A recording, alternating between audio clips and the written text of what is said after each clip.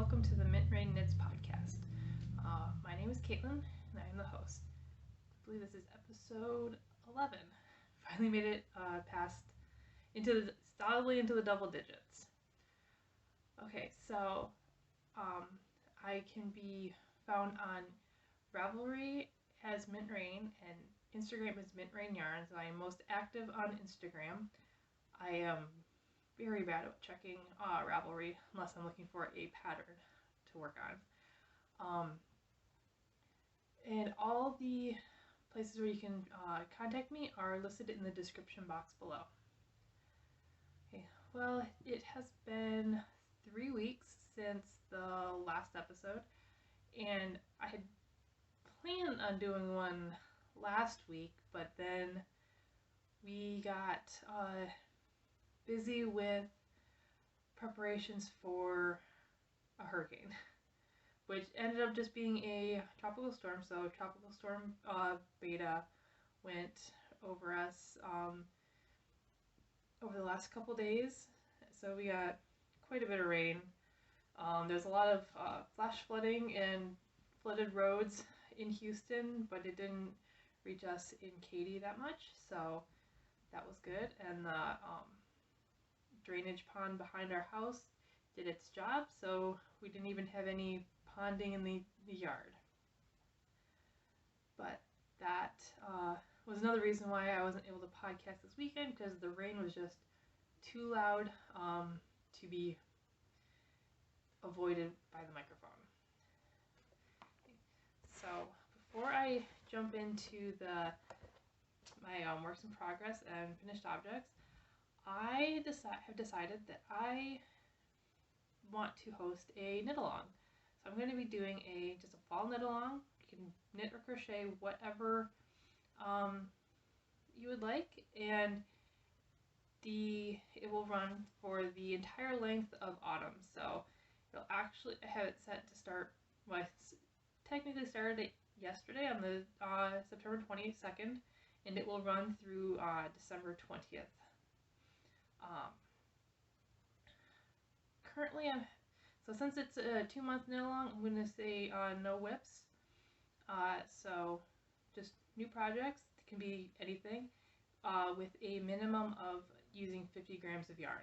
Doesn't matter what weight of yarn, so you can be 50 grams of fingering or 50 grams of worsted, doesn't matter. And then I have it set. I decided, so to make it a little bit more fair to the people who want to do a larger project, for every 100 grams over 50 grams, so say 50 grams to 149, that's one entry. And then 250 to 349 grams is 2 entries, and so on. So that way, if you are ambitious and want to get a big project in, you have an incentive to do that. So you don't so if someone who just knits small projects, a bunch of small projects, and gets a bunch of entries, then you can still get more entries by knitting a larger project.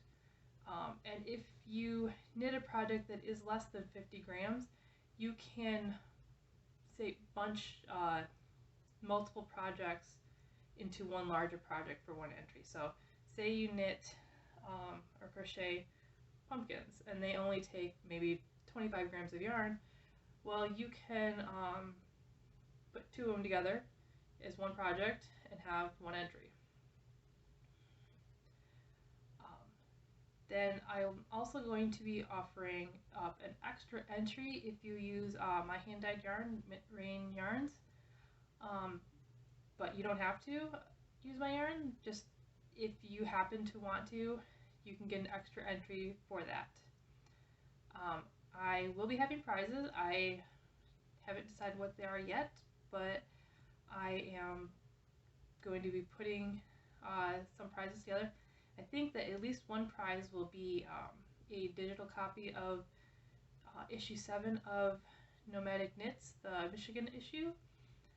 And then if you are a maker and would like to donate a prize to the knit along, donations are welcome. Either contact me through Instagram or send me an email. mintrainKnitsPodcast@gmail.com. It'll be down below, so you can pull the email from the description box.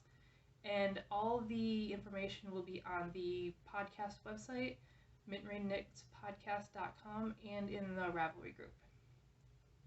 Okay, so, and then we'll also be using the hashtag MRK Fall Knits Cal, so KAL.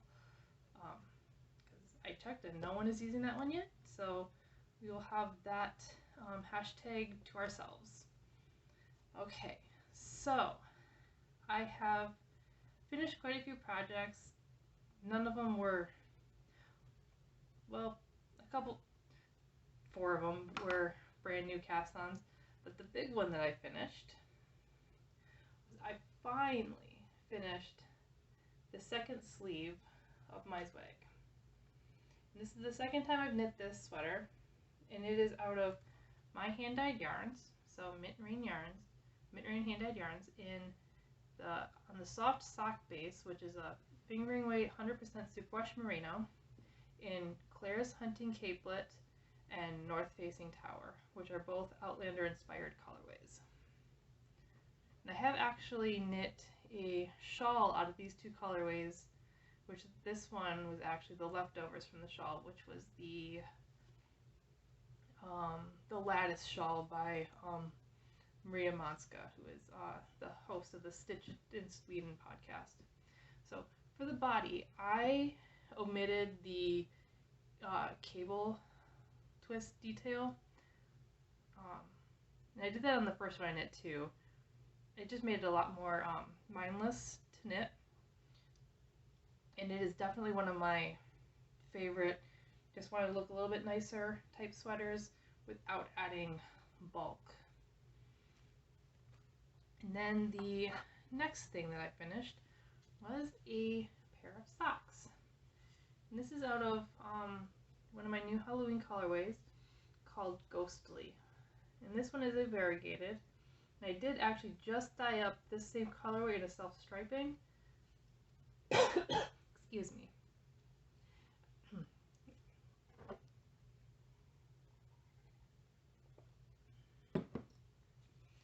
And I absolutely love this colorway. And I can't wait to get these into my Halloween box of socks, which is actually, I do have over 31 pairs of Halloween socks now. With a sock knitting machine, it is much easier to get that number up really high pretty quickly. But since Halloween is my favorite holiday, I have always knit a lot of Halloween socks.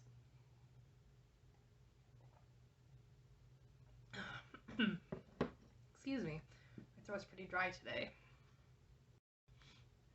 Sorry about that, I had a bit of a coughing fit. Okay, so the next thing I finished was this pair of socks. And this is another new colorway.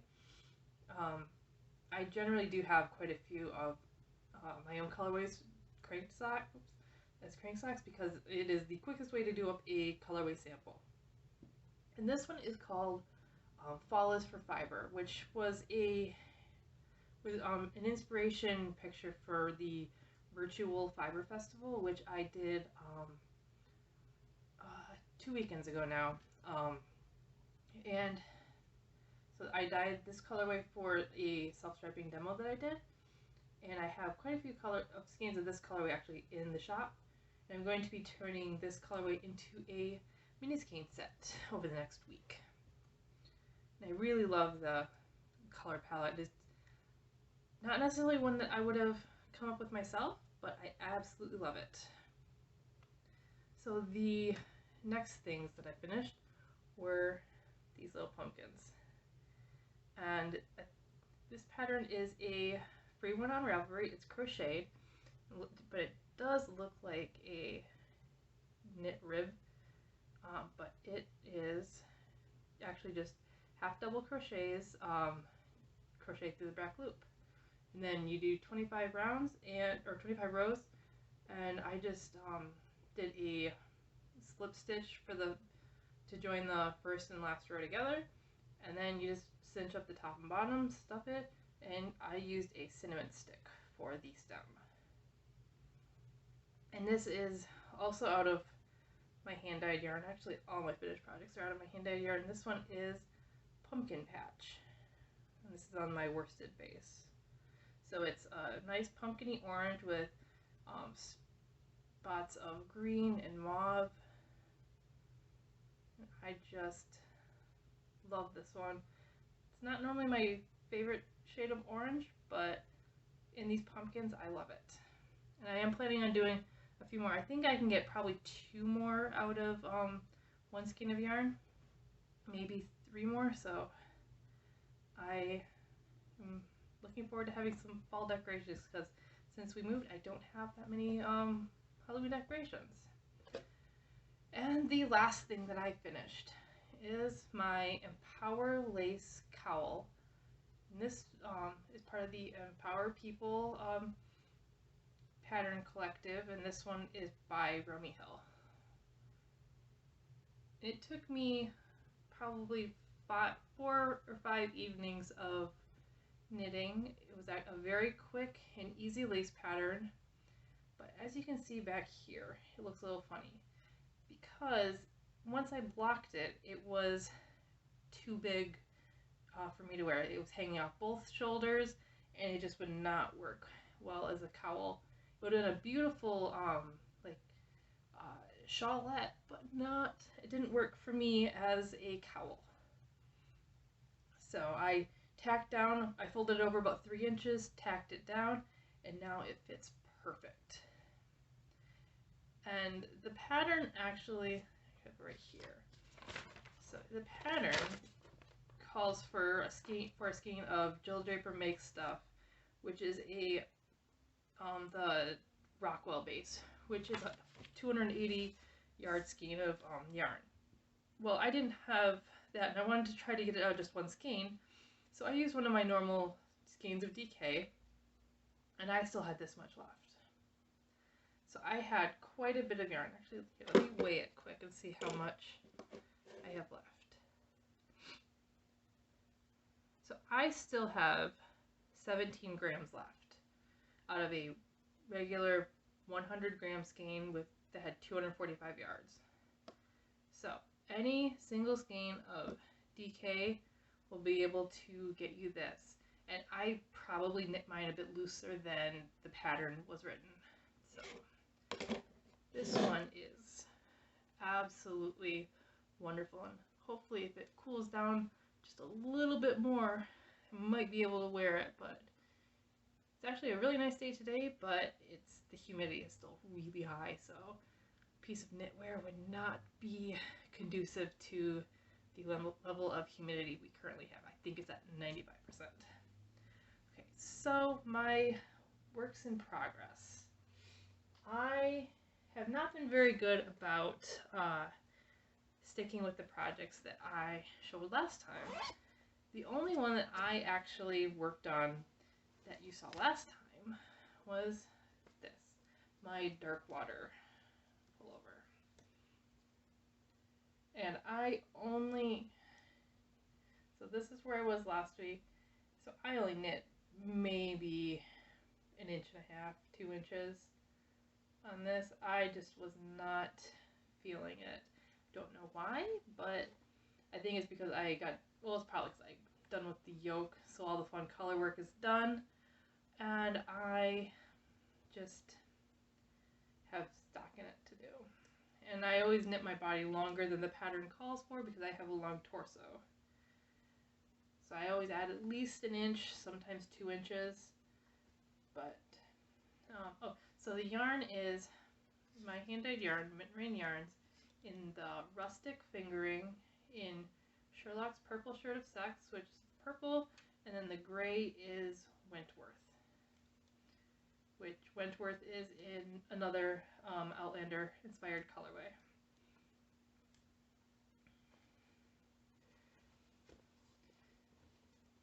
So yeah, that didn't get much work done, and I need to get back to it. All the other projects distracted me, because I finished a sweater, 2 pairs of socks, and 2 pumpkins in the last 3 weeks, but it is living in this project bag by my sister Kaylee, who has the Anomalous Mind shop on Etsy. And I don't know if she has any more of this print in stock, but she always has lots of fun and quirky prints because that's what she's drawn to, and she likes to make bags out of just the quirkier the better. And then the next thing I started, and this is a new project. It is actually a crocheted shawl. It is Waru.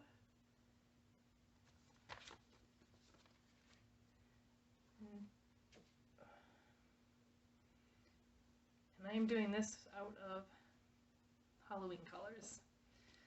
So I'm working on adding in the 3rd color. And this again is out of my hand-dyed yarn in Soft Sock, and this is my oranges. Oh, I just renamed it. Make It Orange. The green is called Ghoul. And now I'm adding in Plum.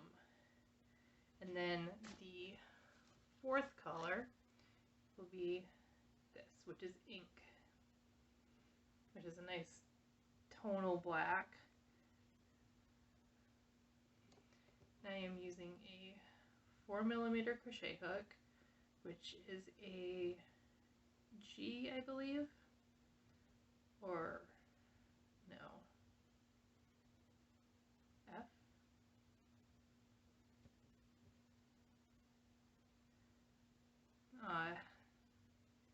Most of my crochet hooks don't have the US size on them, so I can't remember all the time.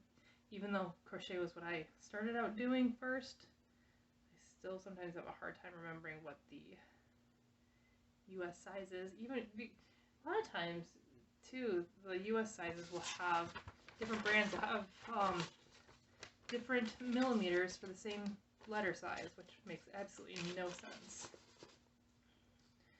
And this is living in my Halloween project bag from the Knitting Broomstick. Jilly is not making bags right now, and I'm not sure if she will again in the future, but she and her family just moved, so she has other things that are more pressing. Then the last thing that I have worked on, which has gotten my full attention over the last couple days, and it's a new cast on and actually a new yarn purchase, which is the first yarn purchase I've made since we've moved. So I got 3 skeins of Juniper Moon Farms Patagonia Organic Merino.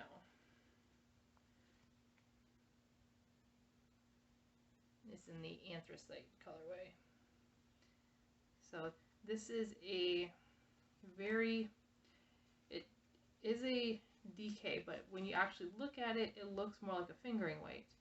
But I mean, I did a gauge swatch. I got gauge on the appropriate needle size, and I am knitting the In Stillness Drop by Alicia Plummer. I absolutely love Alicia's designs, and I'm thrilled that she did a drop shoulder version of this sweater, because I wanted to knit it before, but drop shoulders actually are my favorite type of sweater style.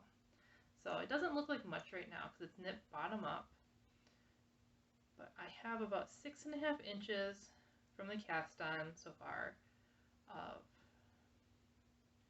just ribbing and stockinette body. So one thing that I like to do with my ribbing, especially on sweaters where there's a lot of stitches to cast on, which you can see right here, that it's not joined at the beginning. So I will cast on the appropriate number of stitches, and then I will knit 3 or 4 rows of the ribbing just back and forth.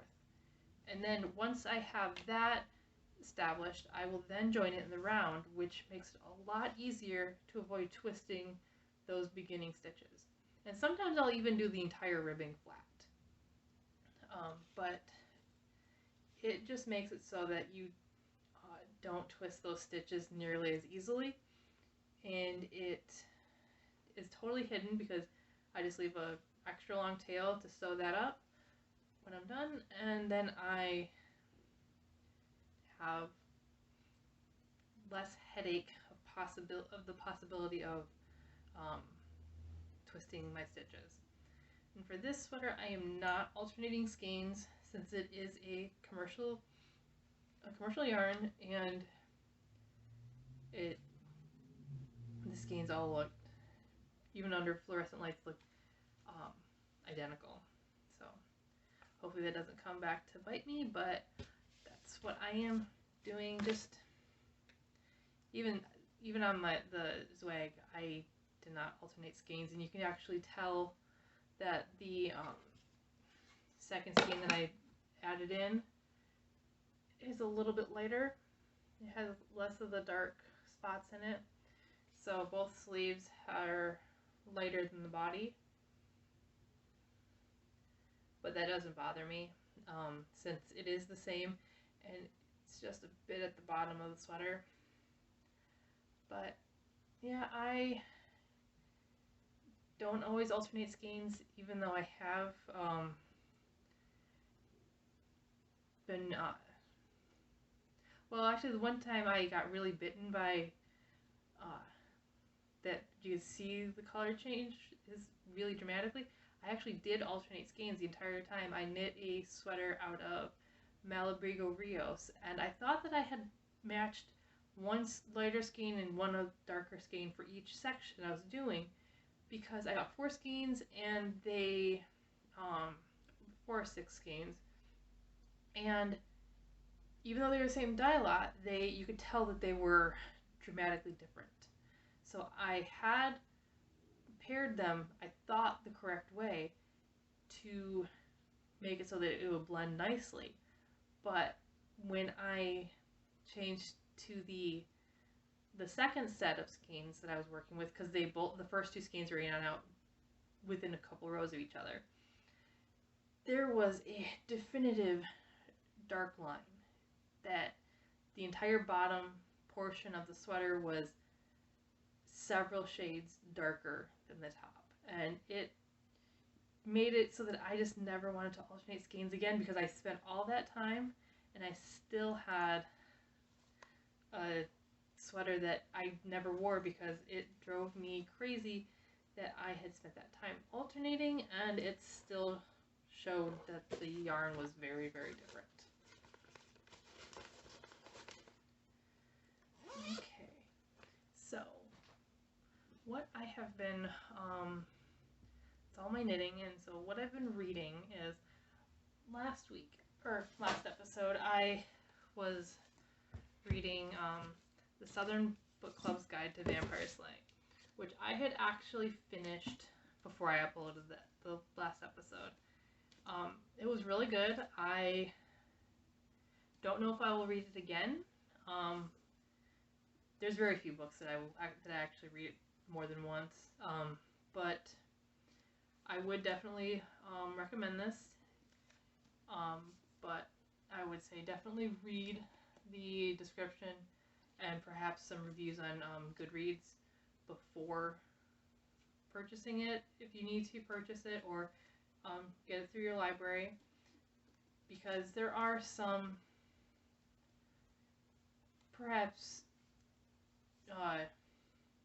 triggering moments and topics in this book. And I was also reading Star Daughter last time, and I'm still reading this one. This is by Shavita Thakara. I'm so sorry.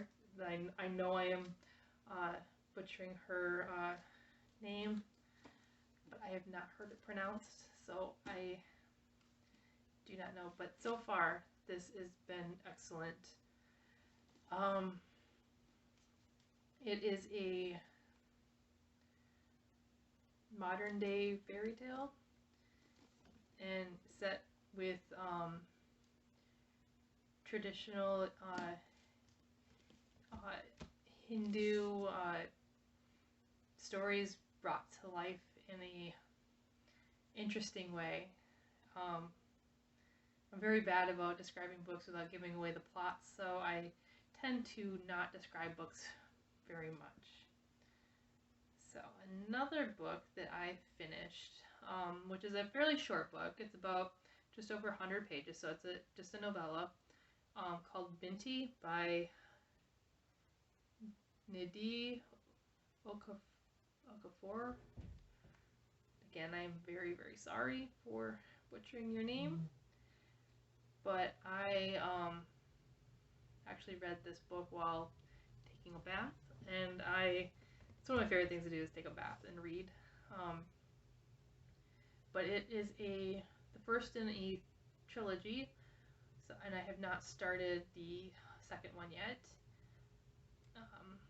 But then last night, I do read multiple books at the same time. So even though I have not finished Stardaughter, I have started a new book called A Song Below Water by Bethany C. Morrow.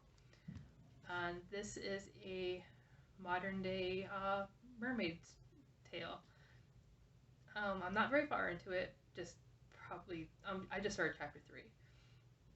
And it is a mermaid tale set in Portland. So I am really enjoying it so far. Like I said, I'm not very far into it, but it is a great novel so far. So that is all that I am reading, which is actually quite a bit.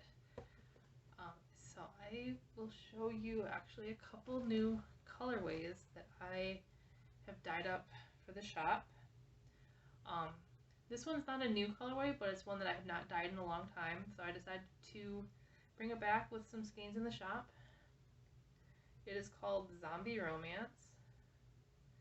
So it's a pink and peach with splashes of black on it. So I originally did this colorway for Valentine's Day a couple years ago based on a fabric that was a zombie like love story type fabric. So I have 3 skeins of this in the shop on Tough Sock. Then a new Christmas colorway that I did. It's called Zoom for the Holidays, which is it's definitely a play on Home for the Holidays, but since we are in a time where it's not safe for a lot of people to travel, and there will be a lot more just video calls for the holidays rather than actually going to see family, I decided to kind of commemorate the strange times we are living in with Zoom for the Holidays. So it's plum, a nice dark red, a tealy green, and then a nice gold.